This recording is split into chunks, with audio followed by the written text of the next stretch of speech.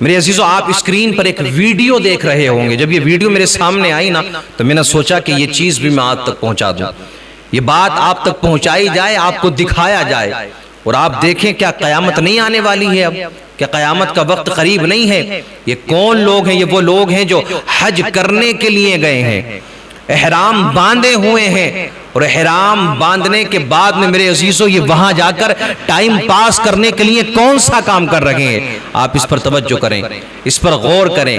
یہ تاش کے پتے کھیل رہے ہیں ٹائم پاس کے لیے. ان کا ٹائم نہیں کٹ رہا ہے, ٹائم نہیں گزر رہا ان کا.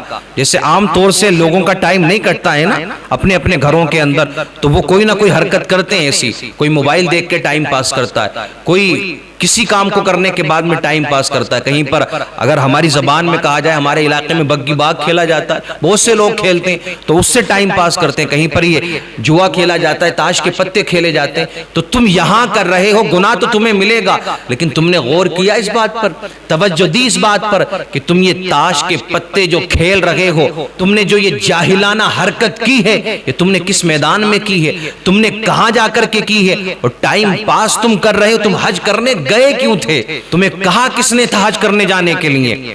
وہاں جا کر بھی تمہیں ٹائم پاس کرنا ہے, وہاں جا کر بھی تمہیں ٹائم کو کسی ایسی طرح سے گزارنا ہے, ایسا کام کرتے ہوئے گزارنا کہ جو حرام ہے ہر حالت میں, چاہے وہ اپنے علاقے میں کرو یا کہیں باہر جا کر کے کرو. تو تاش کے پتے میدان میں کھیلے جا رہے ہیں, احرام باندھے ہوئے ہیں, احرام کی حالت میں ہیں. تو مجھے بتاؤ انہوں نے شیطان کو پیچھے نہیں چھوڑ دیا؟ اب شیطان کا کوئی کام رہ گیا؟ کہتے ہیں شیطان بیکار رہا ہے, شیطان نے یہ کام کروا دیا. یار کیا کہا جاتا ہے کہ جب بھی کوئی حج کرنے کے لیے جاتا ہے, جب بھی کوئی میرے عزیزو اپنے پیسے کو خرچ کرنے کے بعد میں یہ تمنا ہوتی ہے نا ہر انسان کی کہ زندگی میں ایک مرتبہ میں اپنی ان آنکھوں سے کعبے کو دیکھ سکوں, میں اپنی ان آنکھوں سے اللہ کے رسول صلی اللہ علیہ وسلم کے روزے کی زیارت کر سکوں. یار کیا فرمایا گیا کہ جب تم مکہ شریف جاتے ہو, اگر تم نے وہاں جا کر کے مسجد حرام میں, صحن حرم میں اگر تم نے ایک رکعت نماز پڑھی ہے تو اللہ تمہیں 1,00,000 نماز کے برابر ثواب عطا فرمائے گا. لیکن آؤ میرے عزیزو, تم نے اس کا الٹ نہیں دیکھا. اگر تم نے کوئی خطا کر دی, کوئی گناہ کر دیا, تمہیں اس کے بدلے میں کیا ملنے والا ہے تم نے یہ کبھی نہیں سوچا ہوگا. 1,00,000 نیکیاں تو ملیں گی ایک نیکی کرنے پر, لیکن ایک گناہ کرنے پر بھی تمہارے نامہ اعمال میں 1,00,000 گناہ لکھ دیے جائیں گے. کیا فرمایا گیا کہ جو حج کرنے کے لیے جاتا ہے پھر وہاں سے لوٹ کر کے آتا ہے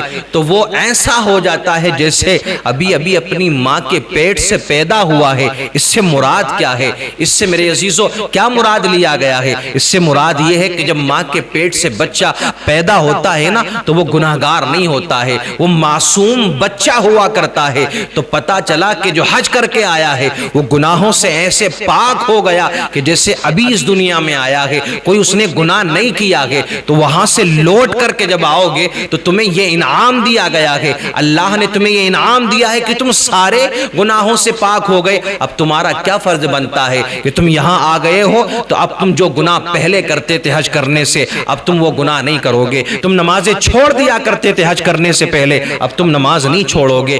تم برے اعمال کی طرف جایا کرتے تھے حج کرنے سے پہلے, اب تم نے حج کر لیا ہے, سارے گناہ تمہارے پچھلے مٹ چکے ہیں, تم کوئی برا عمل نہیں کرو گے. تو یہ سوچ ہونی چاہیے, لیکن یار سوچے تو صحیح. تو میرے عزیزو یہ تو بعد کی بات ہے, جب حج کر کے آ جائے گا انسان تب اس کو یہ عمل کرنا ہے.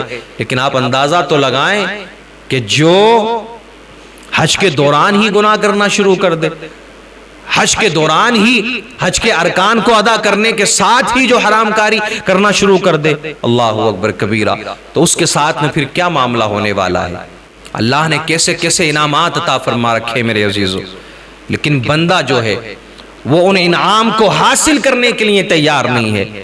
کعبے کا طواف کرنے کی سب کو تمنا ہے, کعبے کی زیارت کرنا, کعبے کو دیکھنا یہ سب کی خواہش ہے. اور کیا انعام دیا گیا رب کی جانب سے؟ حدیث پاک کے اندر آتا ہے کہ جس کی پہلی نظر پڑتی ہے جب کعبے کے اوپر, پہلی نظر پڑتے ہی جو دعا مانگتا ہے نا بندہ, وہ بھی دعا مانگتا ہے جائز دعا, اللہ اس کی دعا کو قبول فرماتا ہے.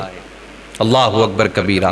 ہر جگہ برکت والی ہے, ہر مقام برکت والا ہے, لیکن کہتے ہیں نا جن کے اندر شیطانی فطرت ہے کہ جو ہمیشہ شیطان کے دوست رہے ہیں, شیطان کے پیروکار رہے ہیں, چاہے وہ کعبے میں ہی کیوں نہ چلے جائیں، کعبے میں ہی کیوں نہ چلے جائیں، لیکن انہیں جو حرکت کرنا ہے وہ حرکت کرنا ہی کرنا ہے۔ اب یہ جو لوگ یہ جو تاش کھیل رہے ہیں نا میرے عزیزو، تاش کے پتوں سے جو کھیل رہے ہیں، یہ پیسوں کی بنیاد پر حج کرنے تو چلے گئے ہوں گے، لیکن میرے عزیزو ایک بات میں آپ کو بتانا چاہتا ہوں، ان کا ٹائم پاس نہیں ہوا، ان کا وقت نہیں گزر رہا ہوگا، یہاں یہ عیاشی کرتے ہوں گے، حرام کاری کرتے ہوں گے، پیسے کی بنیاد پر چلے گئے، یار لوگ کیا کہیں گے کہ اتنا پیسہ ہے تب بھی حج کرنے کے لیے نہیں جا رہے، اتنا مال ہے تب بھی دیکھو یہ حج کرنے کے لیے نہیں جا رہے ہیں، تو اس بنیاد پر یہ چلے گئے ہوں گے۔ لیکن یہاں تو ان کا ٹائم گزرتا تھا تاش کھیل کر، شراب نوشی کر کر، زناکاری کرنے کے بعد میں، تو اب وہاں ٹائم کیسے پاس کریں؟ تو انہیں ذرا سی شرم نہیں آئی۔ تو جس کو گناہ کرنا ہے شرم و حیا کی ساری حدوں کو پار کر دیا کرتا ہے۔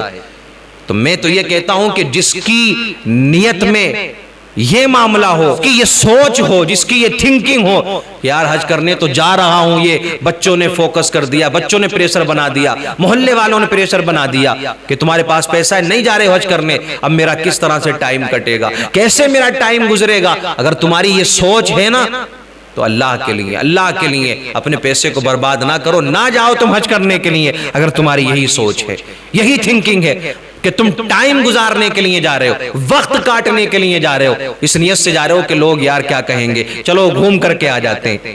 نہ تم نے کوئی ارکان ادا کیا، نہ تم نے نمازیں ادا کی، نہ تم نے صفا مروہ کی سعی کی، نہ تم نے ڈر کی وجہ سے شیطان کو کنکڑی ماری، بس اپنے روم پر رہے، اپنے کمرے پر رہے، کھایا پیا موج کی، گھوم کر کے آ گئے۔ اب یہاں آ کر کے استقبال ہو رہا ہے کہ حاجی صاحب آ گئے ہیں، سرٹیفکیٹ تو کچھ نہیں ملتا ہے، لیکن میرے عزیزو انسان کی نیت ہی دیکھی جاتی ہے کہ وہ کس نیت سے گیا تھا، اور اس نے وہاں جو ارکان ادا کیے ہیں وہ مکمل طریقے سے ادا کیے ہیں یا نہیں کیے ہیں۔ نیت کے اندر میرے عزیزو خلوص ہوگا تو آپ یہ جان لو کہ آپ کا حج رب کی بارگاہ میں قبول ہو گیا ہے۔